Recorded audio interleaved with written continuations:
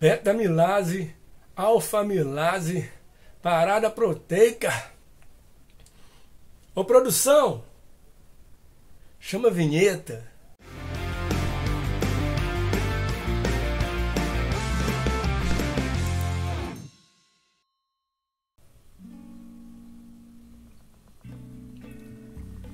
Salve, salve, senhoras e senhores, você está na Black House Beer e hoje nós vamos falar sobre beta-amilase, alfa-amilase e parada proteica. Estamos aqui com a nossa cerveja de reaproveitamento, vídeo no canal, olha a cor. Vamos falar sobre isso.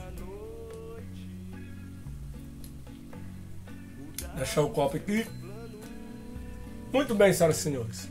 Esta dúvida surgiu por causa do nosso amigo Marcelo Maluli 1887. É o nick dele, né?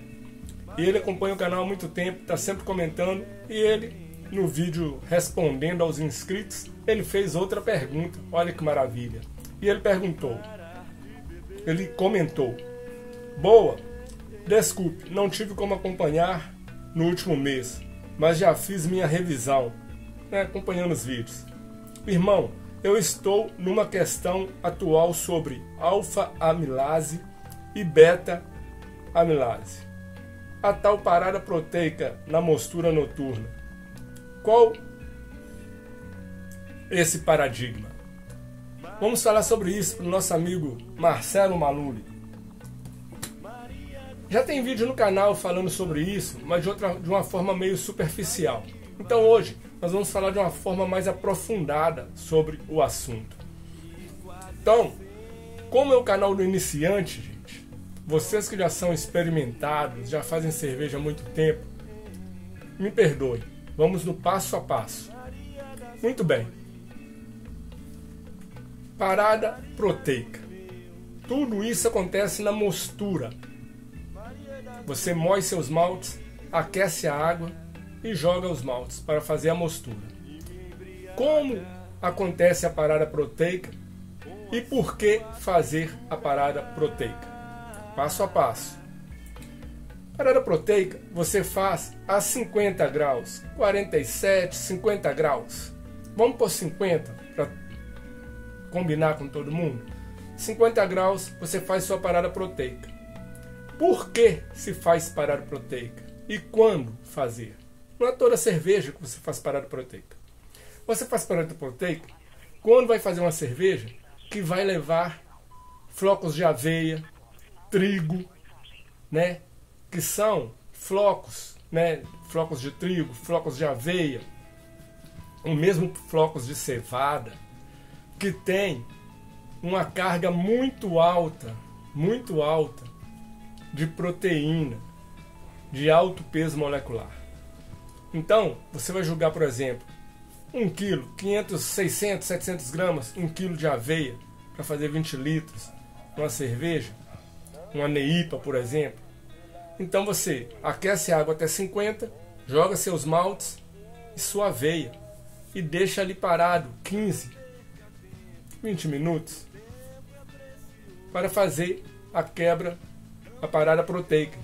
O que a parada proteica faz? Ela pega a proteína de alto peso molecular e quebra essa proteína em baixo peso molecular e médio peso molecular. Baixo peso molecular, pequena parte, vai transformar em aminoácido, vai ser nutriente para a levedura.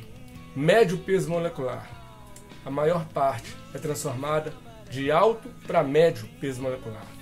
Essa proteína de médio peso molecular vai fortalecer a espuma, deixar aquela cremosidade na cerveja, que essa aqui não teve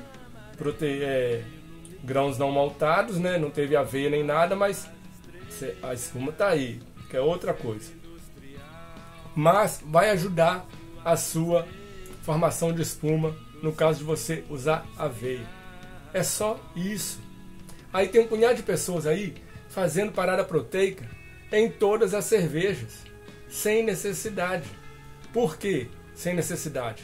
Na verdade até atrapalha, porque se você está usando só malte, os maltes já tiveram essas proteínas quebradas lá no processo de malteação. Todas já estão ali em médio e baixo peso molecular. Se você tem uma cerveja só com malte e você faz essa parada proteica, você está quebrando as proteínas de médio peso molecular em baixo peso molecular. E isso vai impactar na sua espuma lá no final, vai ficar fraca, porque você fez uma parada proteica onde não precisava. Então, parada proteica é isso, galera. Repetindo mais uma vez, vai usar aveia, cereais não maltados, né, tipo flocos de trigo, flocos de aveia, flocos de centeio. Você faz uma parada proteica ali para quebrar essa proteína de alto peso molecular em médio peso molecular, médio. E aí vai ajudar a sua formação de espuma. Agora, beta-amilase e alfa-amilase. O que acontece? A beta-amilase é uma enzima que está no malte e ela pega os açúcares, o amido, e quebra em açúcares, né? Quando vai transformando em açúcares, ela quebra esse açúcar em cadeias bem pequenas, cadeias menores, né? Isso é bom para secar sua cerveja. Por quê? Porque na fermentação, as leveduras adoram esses açúcares quebrados em cadeias menores. E ela vai comer todo esse açúcar e sua cerveja vai ficar mais seca. Mais seca. Mais seca, quando a gente fala mais seca, é tipo vinho seco. Menos açúcar residual na sua cerveja. Por quê? Foram quebrados em cadeias pequenas e a levedura comeu tudo. Ao contrário, a alfa-amilase quebra esses açúcares em cadeias maiores, cadeias um pouco maiores, que a levedura não vai consumir tudo. Como a levedura não vai consumir tudo, vai ficar um açúcar, um dulçor residual na sua cerveja. E assim, sua cerveja vai ficar mais encorpada. Tá vendo a diferença? Beta-amilase deixa a cerveja mais seca. Alfa-amilase, cerveja mais encorpada. Aquela cerveja que tipo uma IPA. Uma IPA tem que ter mais açúcar residual. Porque se você fazer uma IPA extremamente seca, vai ficar um amargor muito proeminente. O amargor da IPA existe, mas ele é equilibrado com esse açúcar residual que você controlou lá na mosturação. Como controlar isso? Aí que vem. Não adianta nada você saber que tem beta-amilase e tem alfa-amilase, mas como você controla isso? Como você faz uma ou outra agir? Funciona assim. Novamente, temperatura na mostura. Você aquece sua água até 65 graus. Exemplo. A beta-amilase, ela trabalha melhor de 60 a 65 graus. Favorece a beta-amilase. A alfa-amilase trabalha ali de 64, né, até 70, entendeu? Na verdade, até 72 ali ainda tem, né, alfa-amilase. A beta-amilase de 60 a 65. A alfa de 65 a 70. Por isso que a maioria das cervejas pede para você colocar a temperatura a 65 graus. Que a 65 está no meio do range. Você está favorecendo a beta e está favorecendo a alfa. E a cerveja vai ficar ali, vai secar, mas vai ter um pouco de dulçor também. Pouquinho. Eu penso da seguinte maneira, para ficar fácil para vocês entenderem.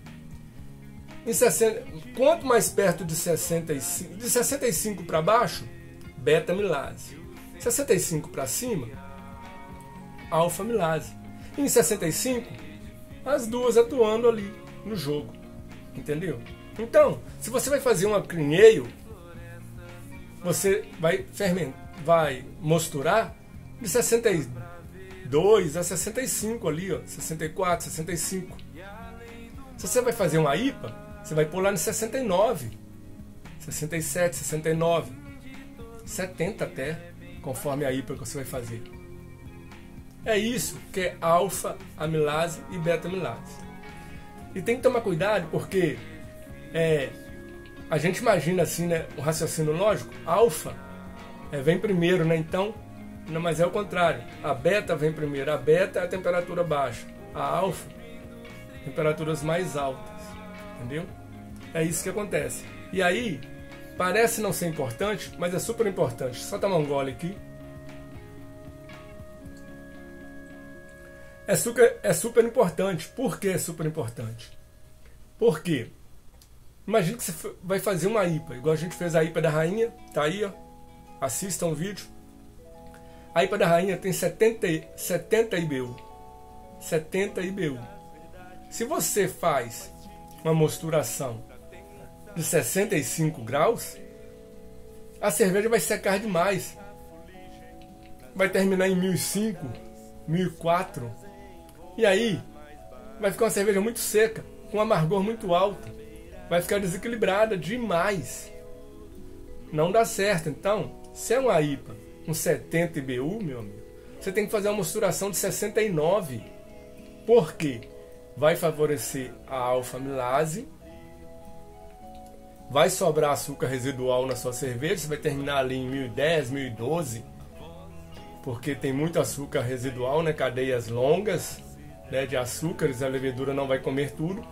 E aí você vai ter uma cerveja com um dulçor residual. Sabe aquela cerveja igual essa aqui, é uma Session IPA, tem um certo dulçor aqui, ó. Você toma, vem o amargor, mas você vê que tem um dulçor no final, equilibrando.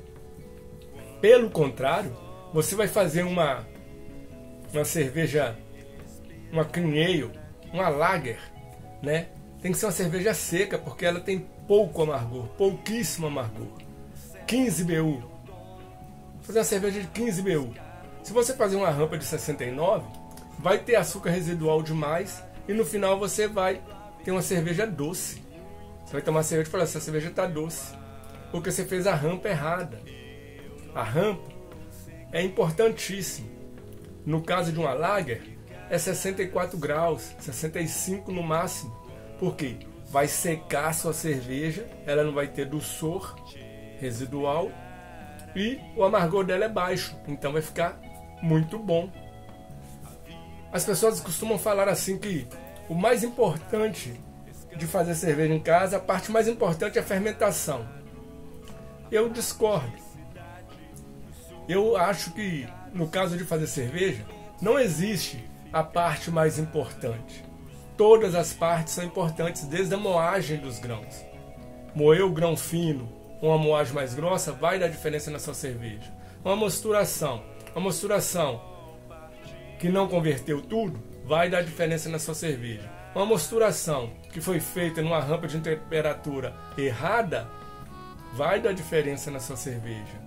Uma mosturação que você fez parada proteica, quando não deveria fazer parada proteica, vai dar diferença na sua cerveja. Então, todas as etapas são importantes, gente. No caso do biabe, pode moer os grãos mais finos. Moe mais fino, vai ter né, como é que eles falam? Vai ter um aproveitamento melhor, né? Vai ter uma mosturação melhor, porque você moeu um pouco mais fino e o biabe permite isso. A rampa de temperatura. Rampa de temperatura, quando for necessário.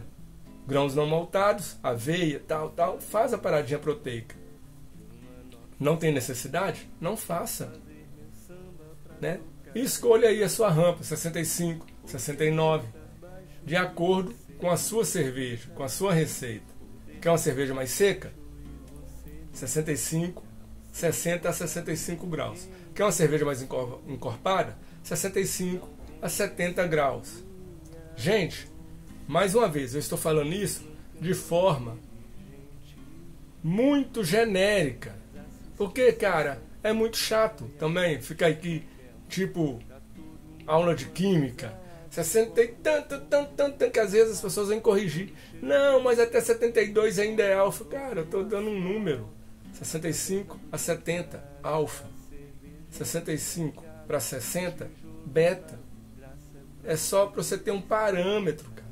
Lógico que você pode misturar 67, por exemplo, eu. Todas as minhas cervejas, eu coloco 1 grau, uns 2 graus a mais. Por exemplo, Se a receita fala que é para misturar 65, eu esquento a água até 67, jogo os grãos. No meu caso aqui, quando eu jogo os grãos, a temperatura não baixa, porque a temperatura em BH é muito alta, então a temperatura não baixa. Jogo os grãos, mexo e tampo a panela. Por que é 65 e eu pus 67? Porque eu não sou aquele cara que fica religando o fogo porque caiu 1 grau. Não, então eu ponho 67, já tampo a panela ali e vou abrir só depois de 1 hora. Só quando terminar. Você vê que eu faço mostura noturna, eu tampo lá e vou ver só no outro dia. Então, eu ponho quando eu vou mosturar 1 hora, 90 minutos só, vou fazer a cerveja no mesmo dia, eu ponho ali, é 65 que pediu para pôr. Eu ponho 67, misturo, tampo a panela, e aí, os primeiros 15, 20 minutos ali, ela está com a temperatura mais alta, ela vai caindo, porque eu não vou religar o fogo. E aí no final, eu chego com 64. Entendeu? Não dá diferença nenhuma. Quando eu falo que você tem que fazer uma mostura a 65 graus, não é para você esquentar a cabeça e ficar tipo, não era 65 graus, caiu para 64, vou ligar o fogo. Não. Cara, é 60 a 65. Pode variar a temperatura ali, 1 grau, 2 graus, não tem problema. Na fermentação, sim. Controle de temperatura tem que ser mais rígido. E na mosturação ali, cara, é 65. Você mosturou a 64, tá tranquilo.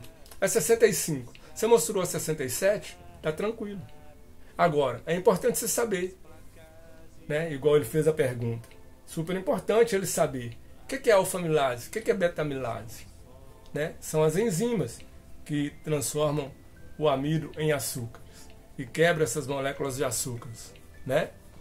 A beta em pedacinhos pequenos, a alfa em cadeias maiores. A alfa traz corpo para sua cerveja e a beta traz menos doçor, né? Menos corpo, que a gente fala que é uma cerveja seca. Quando você ouve falar a cerveja é seca, menos corpo. A cerveja é encorpada, né? É porque ela tem um doçor residual. É isso, senhoras e senhores. Esse foi o vídeo de hoje. Eu espero ter acrescentado. Se ainda ficou alguma dúvida, deixe nos comentários, faça perguntas. Nós estamos aqui para isso. Estou super feliz que as pessoas estão perguntando, estão engajadas, estão dando opinião, estão elogiando o canal. Estamos super felizes. No mais, eu quero que vocês se inscrevam no canal, deixe o like e compartilhe o vídeo. Fui!